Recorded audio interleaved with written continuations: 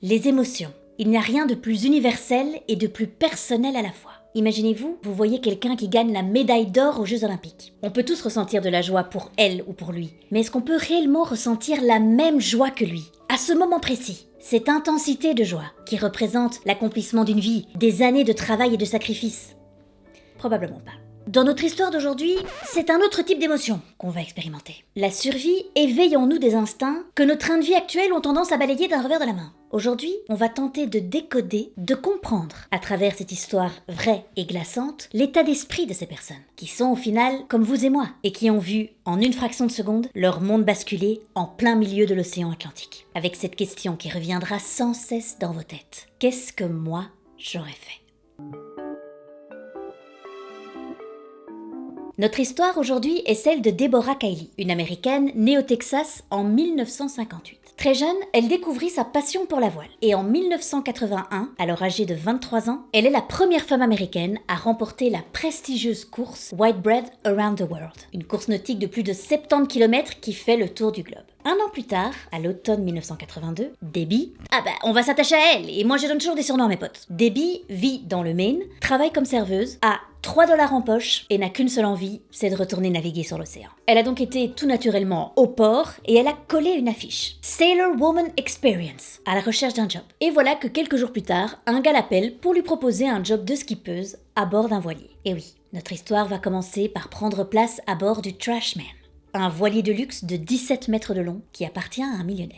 Le gars qui est appelé Debbie est en réalité le capitaine du bateau, John Lipoff, engagé donc également par le millionnaire. John est, selon les dires de Debbie, un bon vivant qui aimait tout célébrer avec une bière. Hey, Debbie, on vient de se rencontrer. Petite bière? Debbie, on lève l'ancre. Petite bière?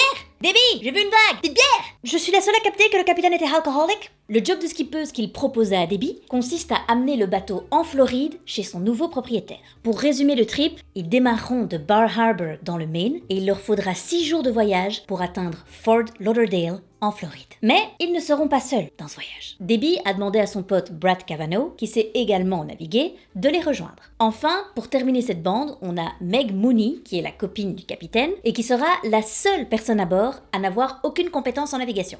Meg, qui, selon les dires de Debbie, était juste là pour bronzer et boire des cocktails. I deserve to sip margaritas on a boat, being a rich bitch.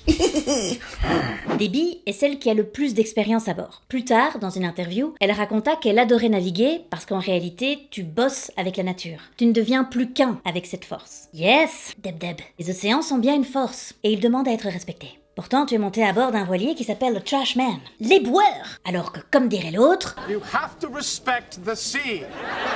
vous verrez dans la suite de l'histoire comment la mer a répondu à cet affront. C'est assez troublant d'ailleurs. Et voilà notre petite crew partie en mer. Cette petite bande qui n'avait jamais navigué ensemble. C'est une première. Et une dernière.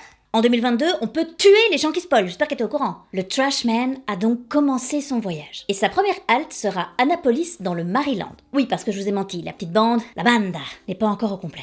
Brad a convié un de ses potes, qui est un skipper anglais, Mark Adams, un peu fanfaron, qui selon les désormais très renommés dires de Debbie, était condescendant et il avait une attitude chauvine. Un con, Debbie! Non mais juste un con! Faut apprendre à aller to the point, hein. On n'a pas tous ton temps quand tu décris les gens. Il quitte donc Annapolis avec une météo impeccable. Les premiers jours sont très faciles pour naviguer, la météo est clémente, tout se passe bien. Ils font d'ailleurs plusieurs fois la fête, vraiment tout se passe pour le mieux. Mais soudain, cette nuit-là, une tempête éclate et très vite, le bateau commence à tanguer fortement. John vient réveiller des bouches parce que Meg, la meuf qui n'a aucune expérience et qui donc n'a rien à foutre sur le pont en pleine tempête et en pleine nuit, a glissé et s'est fait très mal au dos. Debbie regarde son dos et voit apparaître effectivement un énorme hématome au niveau de son rein. Elle a vraiment très mal et Meg supplie John de la ramener sur la terre ferme. Après avoir installé Meg dans sa cabine, Debbie remonte sur le pont et se rappelle s'être fait la réflexion que ce n'était pas une tempête comme les autres. Elle pouvait voir cette tempête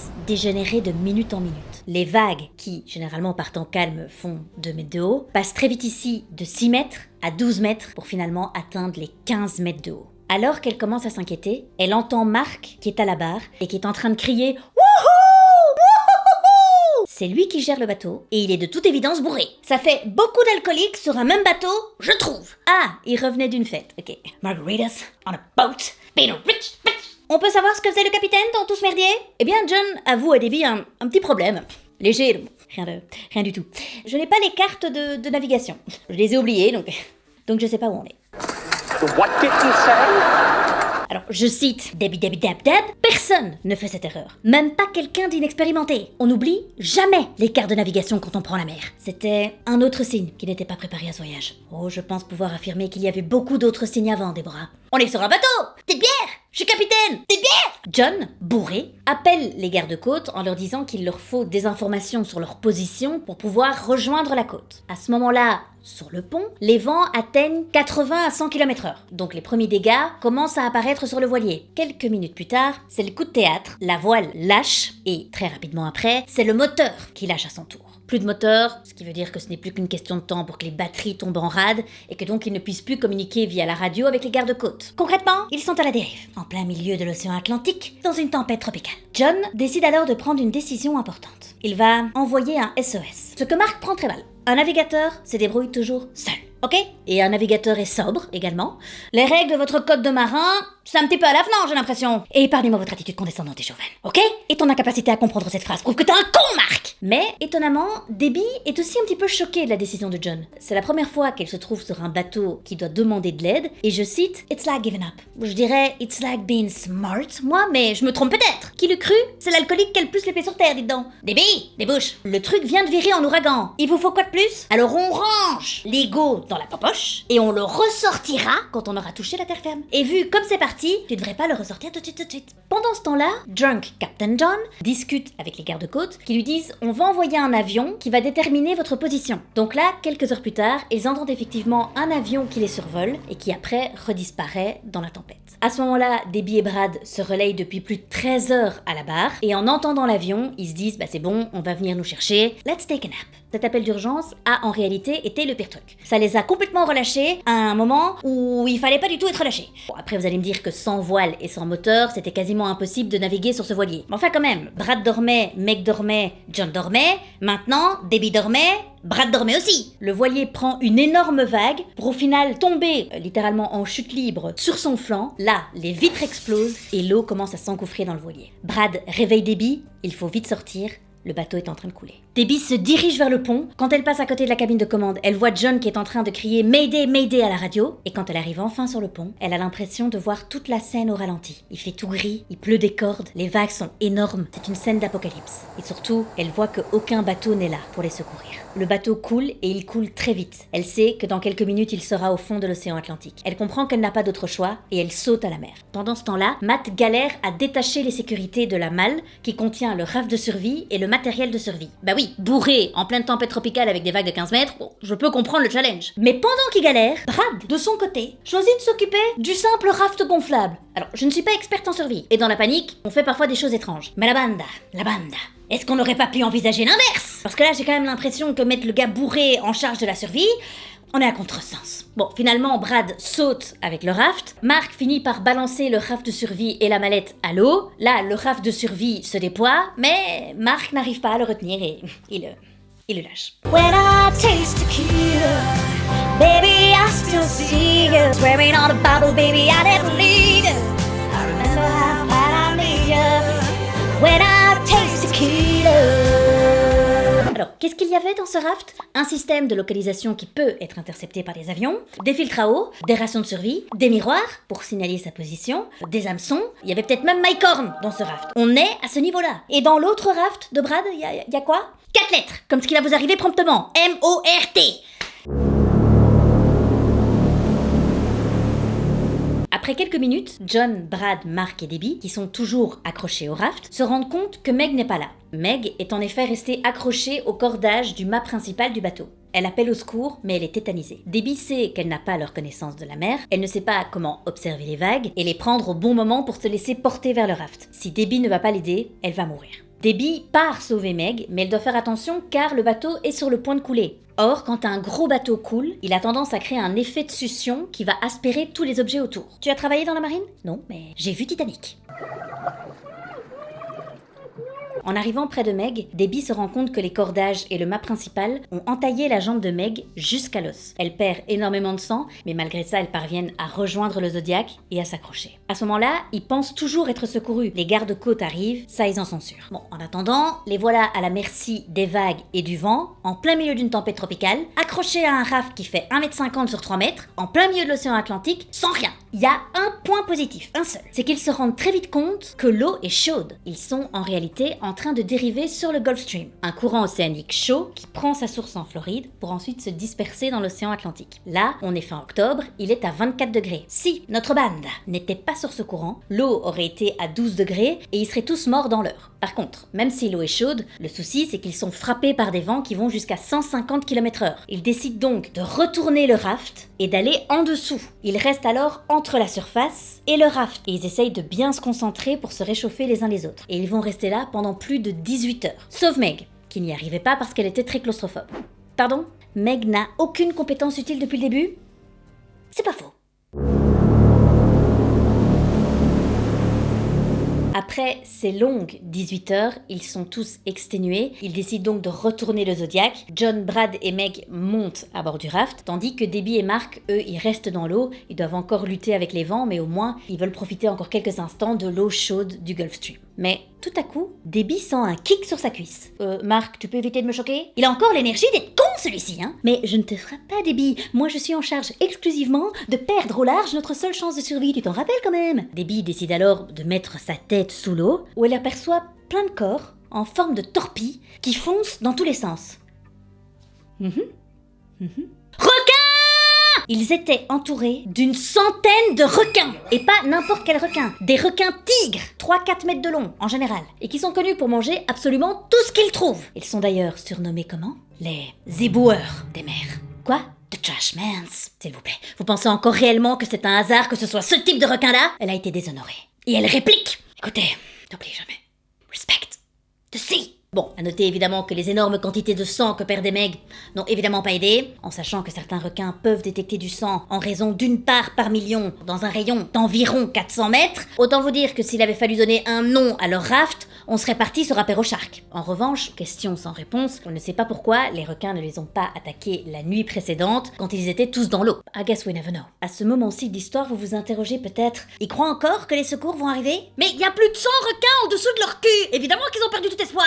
D'ailleurs, vu les guests qui se sont invités en dessous d'eux, il est évident que Debbie et Mark sont montés sur le raft, évidemment. Mais l'obsession justifiée de Debbie, c'est de rester au chaud. Oui, l'hypothermie est un enjeu majeur quand on est en survie. Comme je vous l'ai dit, ils sont sur le Gulf Stream. Et là, elle aperçoit derrière eux des algues caractéristiques de ce courant. Des algues qu'on appelle les sargassum weed. Alors, pendant que Brad distrait les requins, comment ?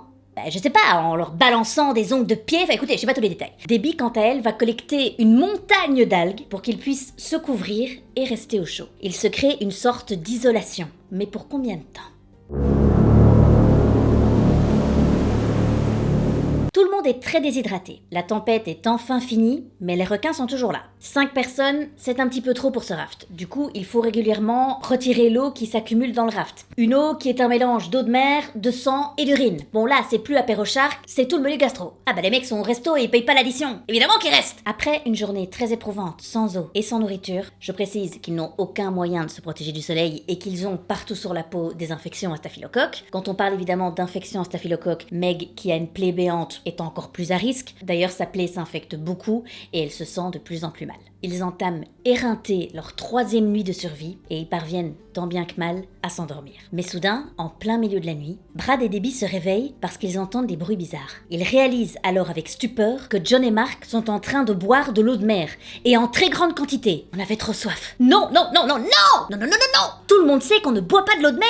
Le corps va essayer d'éliminer l'excès de sel et on va encore être plus déshydraté. Ça fait l'effet inverse. Et vous allez devenir fou aussi. Ça va accélérer vos hallucinations. Vous allez péter les plombs, leur dit Debbie. Et elle ne croyait pas si bien dire, car quelques heures plus tard... Le jour se lève sur leur 4e jour de survie et John et Mark commencent à avoir des hallucinations. Debbie relate que c'était comme regarder une pièce de théâtre qui n'avait aucun sens. Et cette pièce de théâtre, elle a duré toute la journée. Terre ! Non. Terre ! Toujours pas. Terre ! Je peux savoir pourquoi il y a 103 chiens qui remuent la tête sur le bateau ? Va chercher ! Il n'y avait pas de balles. y a toujours pas de balles. Les chiens, pourquoi ils ont arrêté d'aboyer? C'est bon, je vois la plage, je me casse. Je vais construire un château de sable en l'honneur de mes 103 chiens. Et John sauta à la mer. John fit un peu moins de 6 brasses avant qu'on entende des cris atroces et qu'il disparaisse de la surface de l'eau. Les éboueurs l'ont dévoré en quelques instants. Ah, c'est un réflexe propre à l'espèce, hein. Si ça traîne, ça doit être bouffé. Sur le bateau, c'est la stupeur. Mais elle ne fut que de courte durée. Après une sieste très brève, Brad et Debbie entendent Mark dire à Meg, sorti de nulle part, « Let's have sex !» Pardon, lui, con jusqu'au bout, hein. Après de longues minutes de discussion sans queue ni tête, Mark leur annonce qu'il en a marre. Il vient de voir un 7-Eleven au coin de la rue et il a besoin de cigarettes. Il revient très vite, hein, il va juste se dégourdir les jambes. Et il saute lui aussi à la mer. Il crie à Mark de remonter sur le raft, mais après seulement quelques secondes dans l'eau, Mark disparaît de la surface. Ils entendent ensuite un bam sous le bateau, puis encore un autre. Ils doivent se rendre à l'évidence, les requins sont en train de dévorer Mark sous le bateau. Après avoir mangé Mark, les requins commencent à se dire « 2 en l'espace d'une heure ? Le service en salle est beaucoup trop lent. Ne nous arnaquez pas, on a signé pour un menu 5 services, pour l'instant on n'en a eu que 2. » Ils vont alors passer des heures à bousculer et à taper dans le Zodiac pour essayer de le faire chavirer. Autant vous dire une éternité pour Brad, Meg et Debbie. Enfin, la nuit tombe, cette autre journée de l'horreur, mais un autre épisode attend Debbie et Brad. Parce que maintenant, c'est au tour de Meg de vriller. L'infection a pris le dessus et, comme s'il n'avait pas déjà vécu assez de choses, la pauvre Meg va partir dans un délire ressemblant à une possession. Un petit remix de l'exorciste, il manquait plus que ça. Elle a commencé d'abord à faire de drôles de bruits, puis des grognements, pour finalement sauter sur Brad en lui attrapant le visage. Ah ben, croyant, pas croyant, tu fais un signe de croix, hein, c'est un réflexe. Ensuite, elle a commencé à bouger ses mains comme si elle faisait une danse espagnole, de grudge qui fait du flamenco, on aura tout vu, pour ensuite démarrer un discours dans une langue incompréhensible. Mais pourtant, Debbie prétend avoir compris ses toutes dernières paroles. I'm taking 3 souls and leaving you to tell. Le matin du jour 5, Meg est décédée. Et les premières paroles de Brad furent « On la bouffe ou quoi ? C'est l'évangile de qui ça ? C'est Saint Jean ? Saint Paul ?» Bon, c'était le 5e jour, on aurait probablement tous fait pareil. Mais Debbie l'arrête tout de suite. Brad, elle est morte d'une infection généralisée, donc ça veut dire que son sang et sa chair sont infectés. Si on la bouffe, elle va nous tuer. Il faut qu'on la jette à la mer. Oh, vous inquiétez pas, nous elle va pas nous infecter. Ils ont retiré ses bijoux et ses vêtements pour pouvoir les donner à sa famille. Ils ont dit une prière et l'ont jeté à l'eau. Un peu plus tard dans la journée, Brad regarde l'horizon et soudain il voit un bateau. À ce stade-ci, plus personne n'y croit vraiment, hein, mais il commence quand même à faire des signes. Et là il se rend compte que les marins qui sont sur le bateau leur font des signes en retour. Avec ce qu'il leur reste de force, ils sautent à l'eau et ils nagent vers le bateau. Stop. Là c'est la boulette par contre. Souvenez-vous de John, 4 brasses et bye bye. Est-ce qu'on est sûr de ce move? Est-ce qu'on ne laisserait pas le bateau venir à nous? Oui mais pardon, pensez à la fin de mon histoire, parce que si là il meurt, on est tous énervés. Bon ça va, ils sont arrivés jusqu'au bateau sans encombre. Dieu me garde. Le bateau qui les a secourus était un bateau russe, ils leur ont lancé une bouée et ensuite ils les ont remontés à bord. Brad et Debbie, après 5 jours de survie, ont été secourus à 450 km des côtes quand même. Debbie dira par la suite, il n'y a pas un jour dans ta vie où tu es plus reconnaissant que le jour où tu as failli mourir. Elle dira aussi de cette expérience qu'elle n'a aucun regret et qu'elle lui a montré qu'elle a cette capacité incroyable à survivre. C'est vrai que pour le coup, Debbie a quand même eu de bons réflexes tout le long. Hein. Elle a sauvé Meg, elle a empêché Brad de manger Meg, elle a trouvé une solution pour l'hypothermie. En fait, sa seule connerie, ça a été de monter sur ce bateau et de faire confiance à John finalement. Voilà, c'est la fin de l'histoire d'aujourd'hui. Merci à tous, n'hésitez pas à liker et à commenter, c'est un nouveau concept s'il vous plaît. On envoie de la force, on se retrouve très vite, prenez soin de vous, ciao.